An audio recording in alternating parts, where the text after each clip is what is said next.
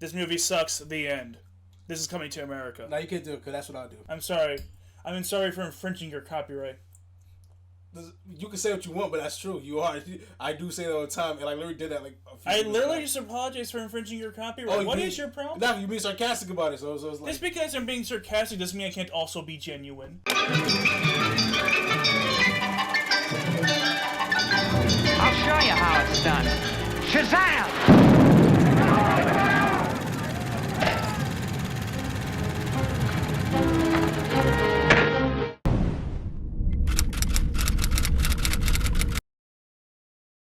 Alright, y'all, so coming to America recently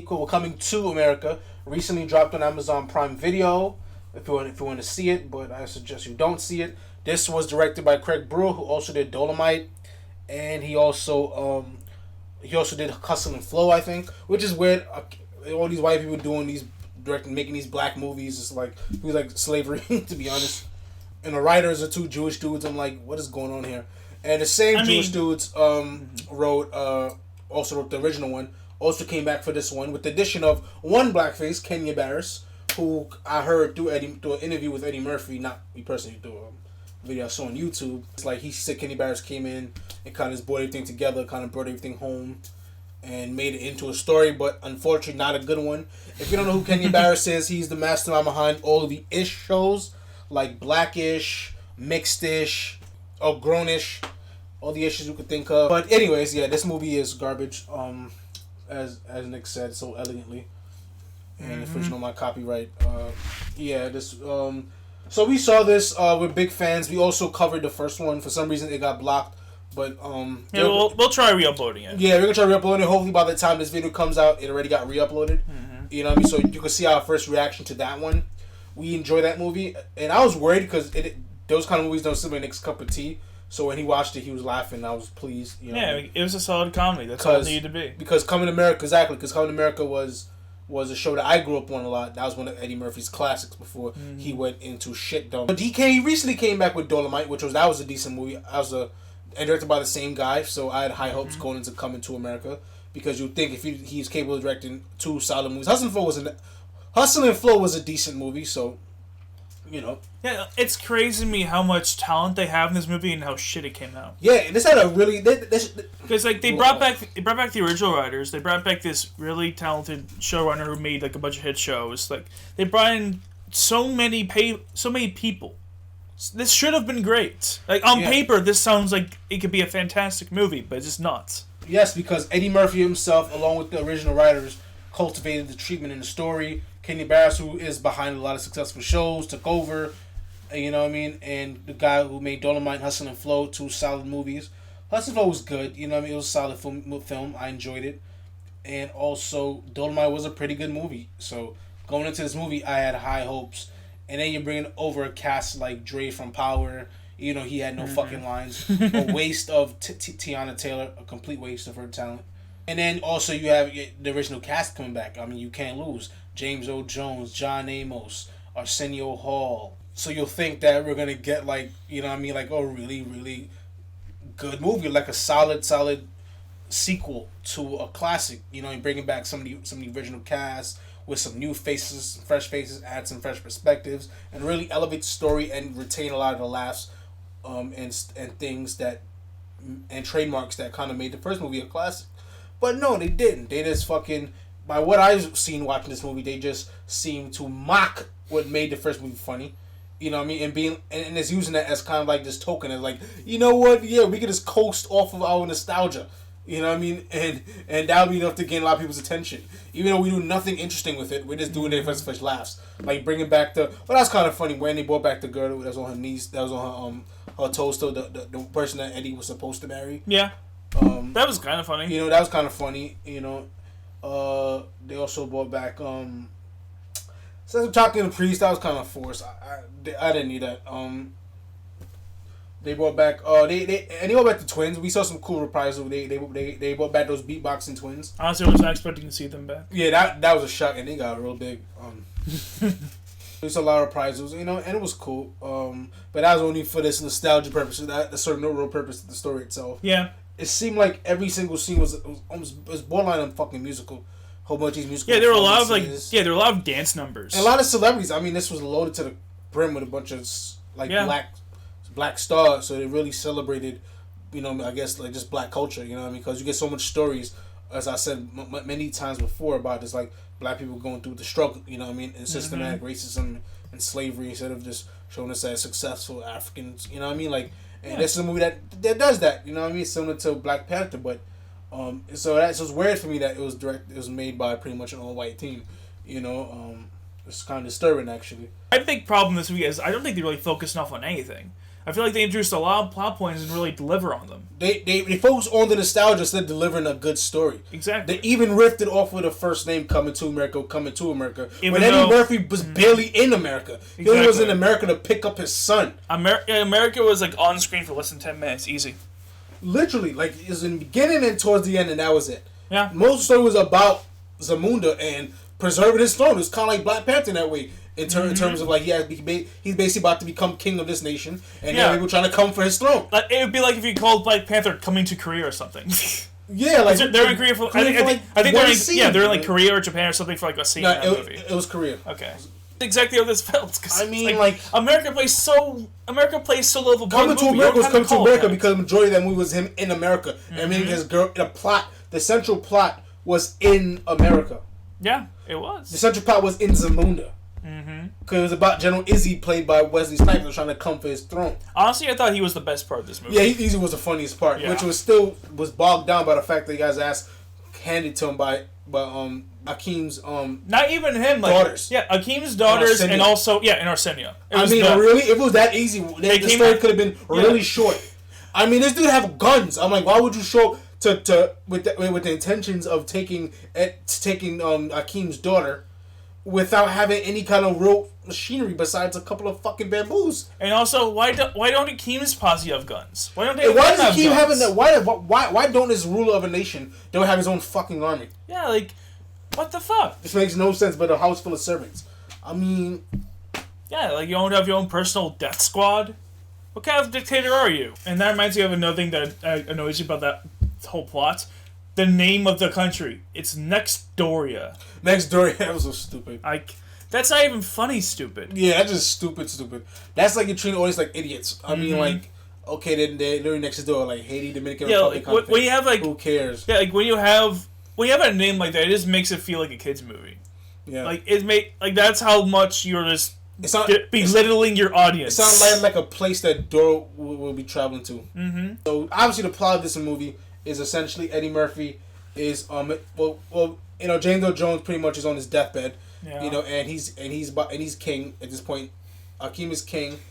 Akeem has the threat of Izzy, played by Wesley Snipes, coming for his throne, and he has an army, but to protect his throne, because he doesn't have heir, all he has is daughters. You know what I mean? So according to Zamunda rules, women can't run up and run the country. So he needs a son. So therefore, James Earl Jones is like to the rescue through Semi's father, played by Arsenio Hall, was a kind of fortune telling. He's like, I envision that you have a child in America, and then it's linked to this weird sequence where Eddie's fucking Leslie Jones didn't know it back in the days.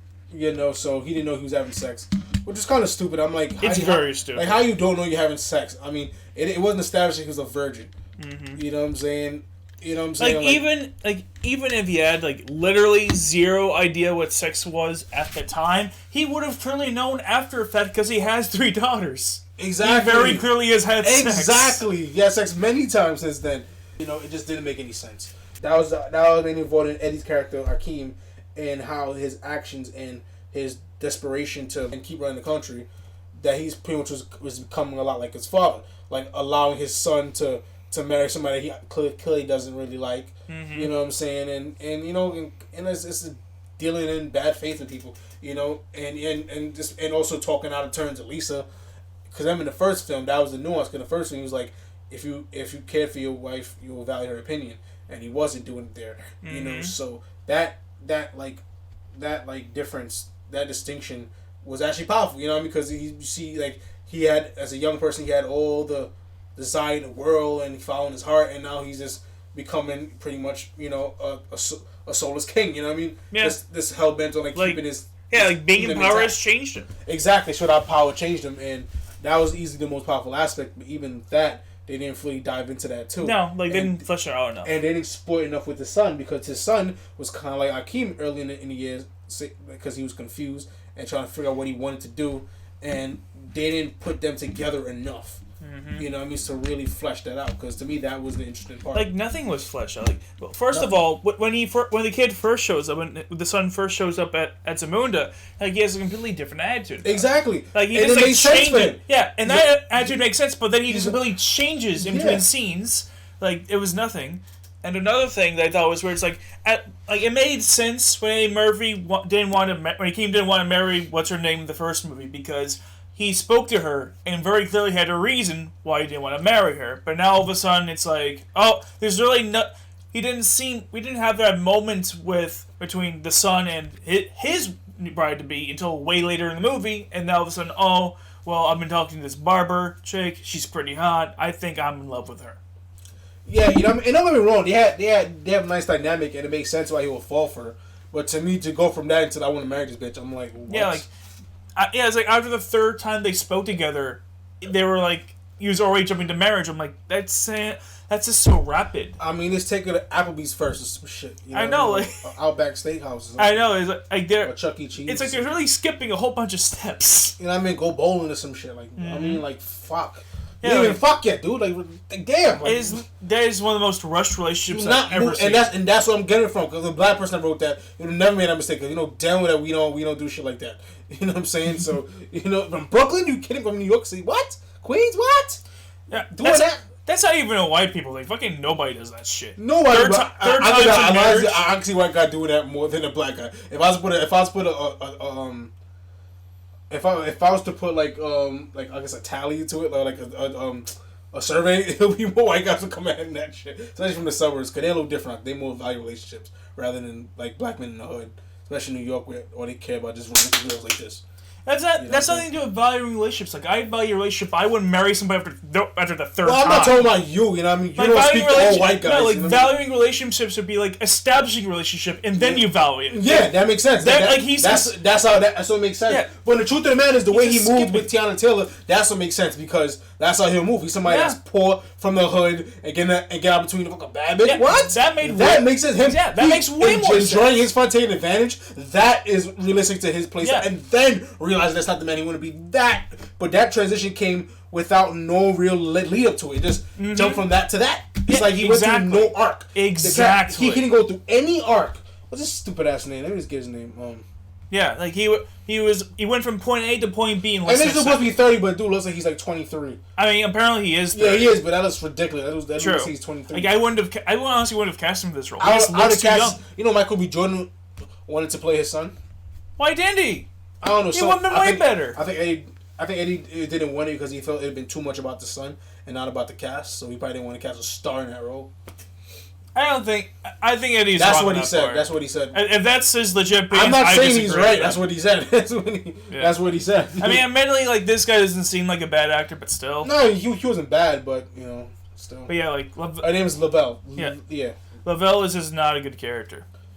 Yeah, He's barely. you know what I mean? Like, he's barely a he character. could have been a good character Yeah, if he kept he could've that been. same progression. What I would have done, I would have had him enter in this like real sexually charged, destructive, what's a good word? Toxic relationship with what's her face's character, Tiana Taylor's character.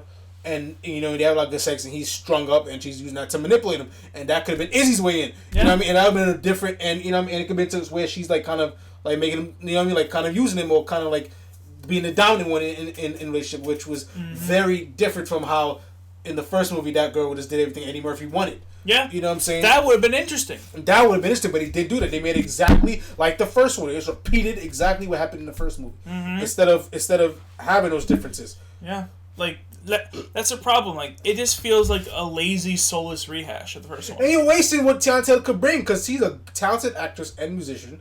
You know what I mean? And she has a lot of attitude and sass if you know her character in real life. Like, that is who she is. She's brassy, sassy, she has a real strong voice. You know what I'm saying? She's opinionated. Like, you know what I mean? Like, she's a force. You know, she's not somebody to lay down. You know what I'm saying? Especially if you like she sure especially if you introduce her as somebody that's that fierce and that confident. Exactly. When you first switch into something like that. When you first saw her, like I didn't get any of the vibes. No, because she came out, she stripped down, she was sexy, she was moving it, she choked him. You know what I mean? She sang. You know what I mean? Like you know what I mean? Like and then to become that. Yeah, doormat. You kidding me? She herself is another one where her character just completely changes from the beginning to the end of the movie. That's crazy. I think they were hoping that enough time passed between her appearances that we'd just forget. But we got no development between to show her gradual change. We just got the same thing with Lavelle's character, just A to B, without no in between. Then you A to Z. You went from A to Z with no B, C, D, E, F. Like what the fuck, man? Yeah, like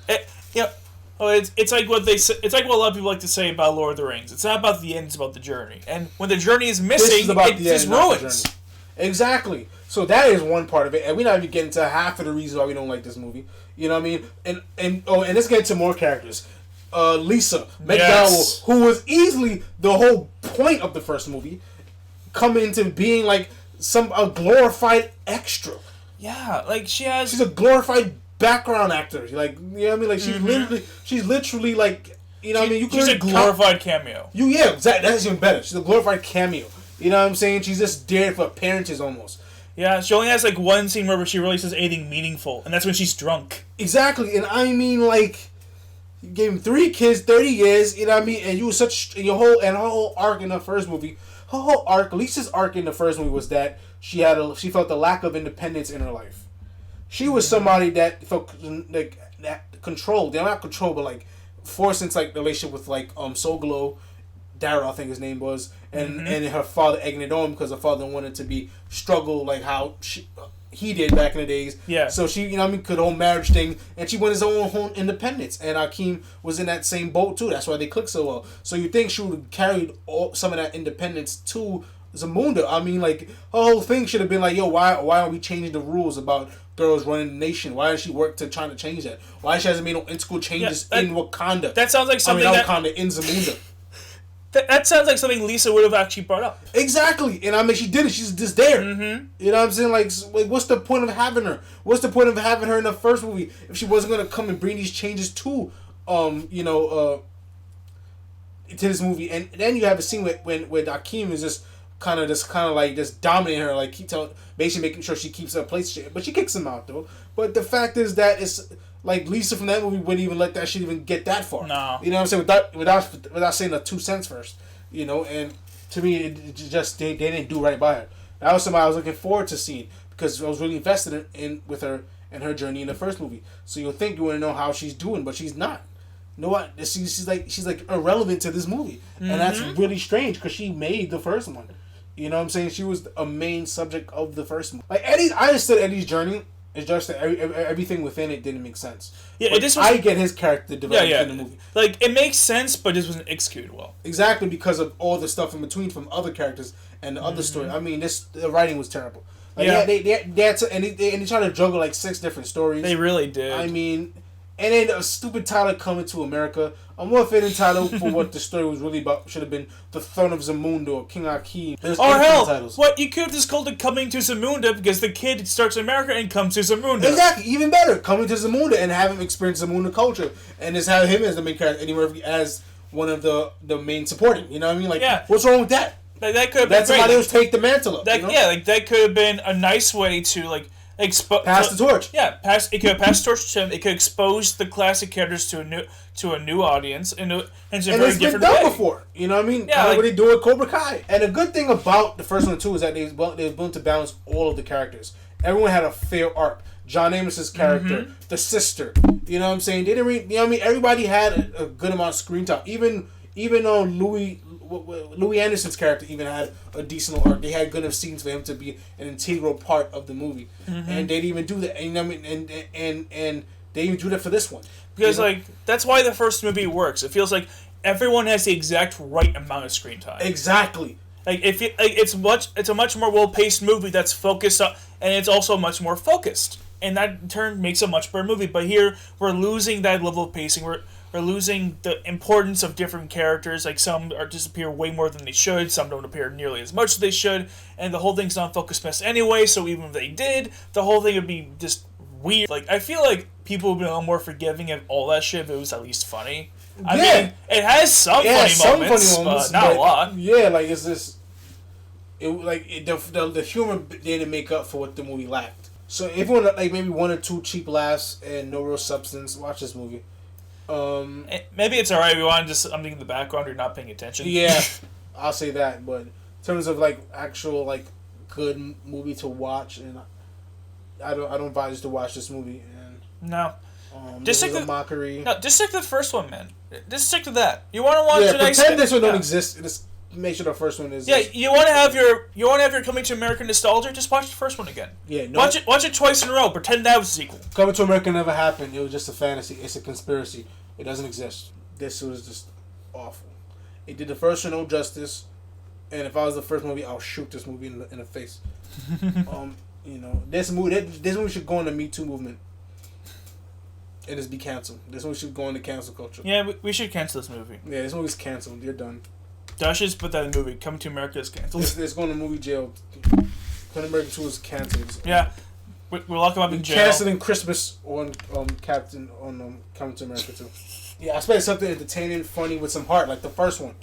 Because the first one had its problem. The first one was not a great movie. They had a lot of things I would have done differently. No, but like you can look. But you're willing to look over a lot of it. At least that was a competently made movie, though. It was. This was not. This was an incompetently made movie from a director who actually made a good movie, and from writers who wrote the original one with a talented writer that's a mastermind behind a successful series. So I'm like, this shows you that, like, even if you bring a talented thing together, it doesn't matter. I think it all boils down to like the old saying, "Too many cooks spoil the pot." Maybe that's what happened. Was. Too many cooks. That makes sense because a lot of people was involved. A lot of people. So maybe that was it. Yeah, too many cooks in the kitchen. Man. That would explain a lot. Yep. Later. Yeah. See you next time, folks. Remember, hit that like button. And watch our Coming to America reaction. Watch us react to an actually decent movie. Yes. And catch how excited we were much for the first better one. for that. Yes. 420 represents weed. 420 times 2 is 840. 840 divided by 280 is 3. 3 sides to a triangle. Weed is Illuminati!